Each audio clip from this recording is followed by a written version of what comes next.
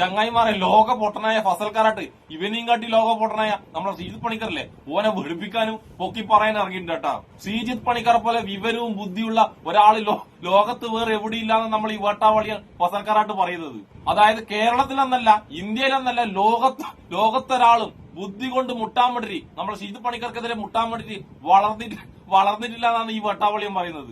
നമുക്കെന്തായാലും ശ്രീജിത്ത് പണിക്കർ എടുക്കുന്ന നക്കാപ്പിച്ചിയും വാങ്ങിയിട്ട് നമ്മളെ ഫസൽ കാരാട്ട് ശ്രീജിത്ത് പണിക്കറ പൊക്കി പറഞ്ഞ വീഡിയോ കാണാം. കുറെ ആൾക്കാർ എന്നോട് പറഞ്ഞു ഈ വേട്ടാവളി ഫസൽ കാരാട്ടിന്റെ വീഡിയോ നിങ്ങൾ റിയാക്ട് ചെയ്യില്ലേ എന്ന്. എന്താ ചെയ്യാം, ഇമാതിരി വിഡിത്തെല്ലാം പറയുമ്പോൾ റിയാക്ട് ചെയ്യാതിരിക്കാൻ പറ്റുമോ? നമുക്കെന്തായാലും ഇവനെ കാണാം, കുറച്ച് നിങ്ങൾ സഹിക്ക് വാ. പ്രേക്ഷകർക്ക് നമസ്കാരം. ശ്രീജിത്ത് പണിക്കർ മുങ്ങിയോ, ശ്രീജിത്ത് പണിക്കരെ കാണാനില്ലയോ എന്നൊക്കെ പറഞ്ഞ് ഒരുപാട് ആളുകൾ ഇപ്പൊ സോഷ്യൽ മീഡിയയിൽ വലിയ പ്രചരണം നടത്തുന്നുണ്ട്. ഓൺലൈൻ മീഡിയാസിലൊക്കെ വാർത്തകളൊക്കെ വന്നിട്ടുണ്ടായിരുന്നു. ഇദ്ദേഹത്തിനെതിരെ കേസും നടപടി എന്നൊക്കെ പറഞ്ഞുകൊണ്ടുള്ള വാർത്തകൾ വന്നിട്ടുണ്ടായിരുന്നു. എന്നാൽ സോഷ്യൽ മീഡിയയിൽ ശ്രീജിത്ത് പണിക്കർ മുങ്ങിയോ എന്ന പ്രചരണം നടക്കുന്നത് അത്തരം സകല സുഡാപ്പികളോടും അത്തരം സകല ഇടതുപക്ഷ ആളുകളോടൊക്കെ തന്നെ പറയാനുള്ളത്, നിങ്ങൾ ഉദ്ദേശിക്കുന്നത് പോലെയുള്ള ഒരു ആളല്ല, അല്ലെങ്കിൽ നിങ്ങളൊക്കെ കരുതുന്നത് പോലെയുള്ള ഒരു രാഹുൽ ഈശ്വർ അല്ല ഈ പറയുന്ന ശ്രീജിത്ത് പണിക്കർ എന്ന് പറയുന്നത്. ഏതൊരു വിഷയത്തെക്കുറിച്ചും കൃത്യമായിട്ട് പഠനങ്ങൾ നടത്തി പൊതുസമൂഹത്തിലേക്ക് എത്തിക്കുന്ന ഒരു വ്യക്തിയാണ്. ഈ രാജ്യത്തെ നിയമങ്ങൾ കൃത്യമായിട്ട് വ്യക്തവുമായിട്ട് മനസ്സിലാക്കി ഈ രാജ്യത്തെ നിയമങ്ങൾക്കുള്ളിൽ നിന്ന് കാര്യങ്ങൾ സംസാരിച്ച് മുന്നോട്ട് പോകുന്ന ഒരു വ്യക്തിയാണ് ശ്രീജിത്ത് പണിക്കർ എന്ന് പറയുന്നത്. ഈ മുങ്ങിയോ എന്ന വാർത്തയൊക്കെ പ്രചരിച്ചതോട് കൂടിയിട്ട് അദ്ദേഹം തന്നെ രംഗത്തെത്തിയിട്ട് ഫേസ്ബുക്കിൽ ഒരു പോസ്റ്റ് ചെയ്തിട്ടുണ്ട്. അതാണ് ഞാൻ ഇവിടെ കൊടുത്തിട്ടുള്ളത്. നമ്മുടെ ക്രിസ്മസ് ട്രീ എന്ന് പറഞ്ഞുകൊണ്ട് ഞാൻ ഇവിടെയൊക്കെ തന്നെയുണ്ട്, നിങ്ങൾ ഉദ്ദേശിക്കുന്ന ആളല്ല എന്ന് കൃത്യമായിട്ട് അദ്ദേഹം ഉയർത്തിപ്പിടിച്ചിരിക്കുന്നു. എന്റെ ഫസൽ കാട്ടമേ, നീ ആദ്യമുണ്ടല്ല, നീ ഈ പൊക്കിപ്പുറത്തെ ചങ്ങയില്ലേ ശ്രീജിത്ത് പണിക്കർ, ഓനോടുണ്ടല്ല, ഓൻ ആദ്യം സംഘിയാണെന്ന് തന്റെ ഇടമുണ്ടെങ്കിൽ സംഘിയാണെന്ന് സമ്മതിക്കാൻ പറ. എല്ലാണ്ട് സ്വന്തം രാഷ്ട്രീയം പോലും തുറന്നു പറയാൻ തരില്ലാത്ത ആ മോയന്തനെ പൊക്കി പറയാൻ നിന്നെ പോലത്തെ വേറൊരു മരം മോയന്ത്. പിന്നെ ക്രിസ്മസ് ട്രീന്റെ അടുക്കുന്ന ഫോട്ടോ മുട്ട നിന്റെ ശ്രീജിത്ത് പണിക്കരോട് പറയണം, സംഘികള് ക്രിസ്മസ് ആഘോഷിക്കാൻ പാടില്ലാന്ന് എല്ലാ ഹിന്ദുക്കളോടും പറഞ്ഞിട്ടുണ്ട്. അതിനെപ്പറ്റി എന്താണ് ശ്രീജിത്ത് പണിക്കരുടെ അഭിപ്രായം എന്നും നിന്റെ അഭിപ്രായം ഒന്ന് രേഖപ്പെടുത്തണം കേട്ടാ. പിന്നെ നീ വീരവാദം മുഴക്കുന്ന നിന്റെ ശ്രീജിത്ത് പണിക്കറുണ്ടല്ലേ, സംഘികൾ എന്തെങ്കിലും ഒരു കുണ്ടിൽ വീണാൽ, സംഘിയക്കെതിരെ എന്തെങ്കിലും ഒരു ആരോപണം വന്നു കഴിഞ്ഞാൽ 4 ദിവസം എവിടെയും കാണൂല. സോഷ്യൽ മീഡിയയിൽ എങ്ങനെ തപ്പിയാലും നിന്റെ ശ്രീജിത്ത് പണിക്കാരെ കാണാൻ കഴിയില്ല.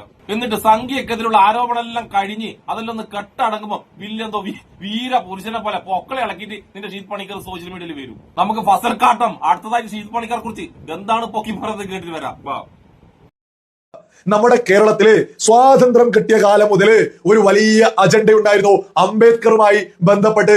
അത് തച്ചുടച്ചതിന്റെ ക്ഷീണം മാറ്റാന്, അത് തച്ചുടച്ചതിന്റെ വൈരാഗ്യം തീർക്കാനാണ് ഇദ്ദേഹത്തിന്റെ പിറകെ ഇപ്പോ സകല സുഡാപ്പികളും സകല കമ്മികളൊക്കെ തന്നെ പിന്നാലെ നടക്കുന്നത്. ഇവിടെ വേടൻ മുതൽ അംബേദ്കറെ പൊക്കിപ്പിടിച്ച് വലിയ രീതിയിലുള്ള വിപ്ലവം എന്നൊക്കെ പറഞ്ഞ് വലിയ രീതിയിൽ ഇവിടെ പ്രചരണം നടത്തുകയായിരുന്നു.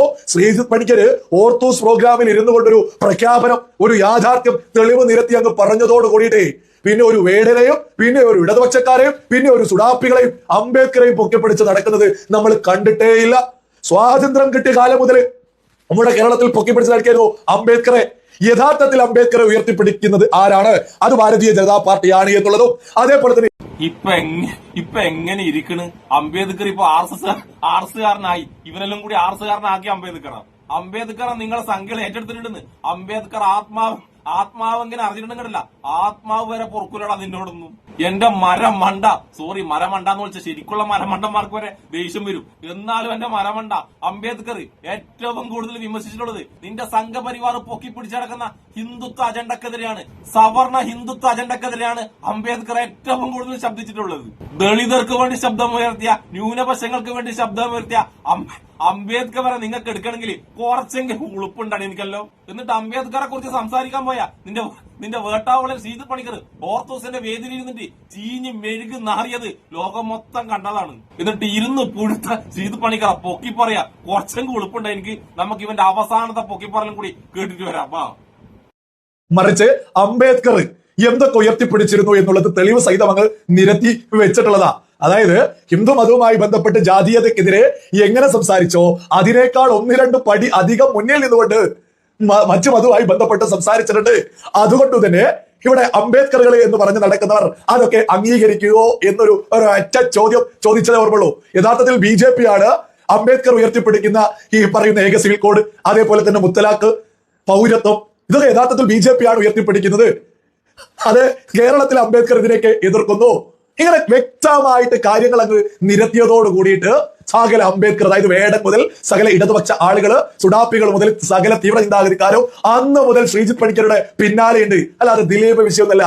ഈ അംബേദ്കറുകളെ അങ്ങ് പൊളിച്ചടക്കിയതോട് കൂടിയിട്ട് കേരളത്തിൽ ഇപ്പോ ഇടത് സർക്കാർ പോലും ഇദ്ദേഹത്തെ പൂട്ടാൻ വലിയ ശ്രമം നടത്തുന്നുണ്ട്. സുഡാപ്പികളുടെ ആവശ്യപ്രകാരം, സുഡാപ്പികളുടെ ആഗ്രഹത്തിന് അനുസരിച്ചുകൊണ്ട് ഇത്തരം ആഗ്രഹമുള്ള സകലരോടും പറയാനുള്ളത്, ശ്രീജിത്ത് പണിക്കരെ ഒന്നും തൊടാൻ നിങ്ങളെ കൊണ്ടൊന്നും ആവില്ല.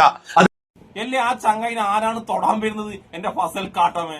നിലപാടും നിലവാരവും ഇല്ലാത്ത ആ മനുഷ്യനെല്ലാം പോയി തൊട്ടുകഴിഞ്ഞാല് തൊട്ടവൻ നാണം കണ്ടുവരും എന്റെ ഫസൽ കാട്ടമേ. പിന്നെ നീയും നിന്റെ ശ്രീജിത്ത് പണിക്കറും സംഘികളും മൊത്തവും എന്തൊക്കെ കള്ളത്തരം പറഞ്ഞാലും അംബേദ്കർ ഏറ്റവും കൂടുതൽ വിമർശിച്ചിട്ടുള്ളത് സംഘിയക്കെതിരെയും സംഘികളുടെ സവർണ ചിന്താഗതിക്കെതിരെയും ഹിന്ദുത്വ അജണ്ടക്കെതിരെയുമാണെന്ന് ലോകത്തുള്ള എല്ലാവർക്കും അറിയാം. പിന്നെ നിന്റെയും നിന്റെ ശ്രീജിത്ത് പണിക്കരുടെയും സംഘികളുടെയും മൊത്തം പരിപാടിയാണ് നിങ്ങളെ വിമർശിക്കുന്നവരാ അപ്പം തന്നെ സുഡാപ്പികളാക്കും. അതാണ് നിങ്ങളെ പരിപാടി. ഇനി ശ്രീജിത്ത് പണിക്കർ പോസ്റ്റ് പോയിട്ട് അയാൾക്കെതിരെ എന്തെങ്കിലും കമന്റ് ഇട്ടെങ്കിൽ ആ കമന്റിന് ശ്രീജിത്ത് പണിക്കർക്ക് മറുപടി വരാൻ പറ്റൂലെങ്കിൽ എന്നേരം ശ്രീജിത്ത് പണിക്കർ എന്താക്കുന്നറിയാം, സുഡാപ്പി നാക്കിയിട്ട് ആ ചങ്ങനെ ബ്ലോക്ക് ആക്കും. അത്രമാത്രം പേടിച്ച് കൊടലാണ് നിന്റെ ശ്രീജിത്ത് പണിക്കർ. അതായത് കമന്റ് ഇടുന്ന ആൾക്കാരെ പോലും ബ്ലോക്ക് അടിക്കുന്ന പേടിച്ച് കൊടലൻ. എന്നിട്ട് ആ പേടിച്ച് കൊടലിനെ പൊക്കി പിടിക്കാൻ വേണ്ടി ഇവനെ പോലത്തെ വേറൊരു മോയന്ത്.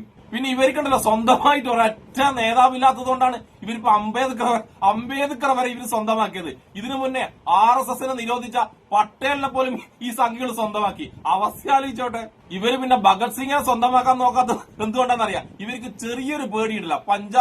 പഞ്ചാബികളെ ചെറുതൊന്നല്ല, വലിയ പേടിയുണ്ട്. ഭഗത് സിംഗിനെ സംഘികൾ സ്വന്തമാക്കാൻ നോക്കിക്കഴിഞ്ഞാല് പഞ്ചാബികൾ ഇരുന്ന് പണിയെടുക്കുന്ന ഇവർക്കറിയാം. അതുകൊണ്ട് ഭഗത് സിംഗിനെ തൊടാൻ വേണ്ടി ഇവരങ്ങനെ പോയിട്ടില്ല. എന്നാൽ സംഘിയക്കെതിരെ എന്തെങ്കിലും ആരോപണം വരുമ്പോ എന്നേരം ചാണക കൊണ്ടുപോയിട്ട് ഒളിക്കുന്ന നിന്റെ ശ്രീജിത്ത് പണിക്കറ ഭയങ്കര സംഭവം പറയാൻ വേണ്ടിട്ട് എത്ര പൈസ നിനക്ക് തന്ന് ശ്രീജിത്ത് പണിക്കർ? ചെറിയ പൈസ ഒന്നല്ല, നല്ല പൈസ എനിക്ക് കിട്ടിയിട്ടുണ്ട്. അതുകൊണ്ട് മാത്രമാണ് നീ ഇമാതിരി പൊക്കല് ശ്രീജിത്ത് പണിക്കർ പൊക്കുന്നത്. അപ്പൊ മണ്ടന്മാരിൽ മരമണ്ടനായ ഫസൽക്കാട്ടത്തിനും എന്നെ ഇഷ്ടപ്പെടുന്ന എല്ലാവർക്കും എന്റെ ഒരു നല്ല സുലാൻ.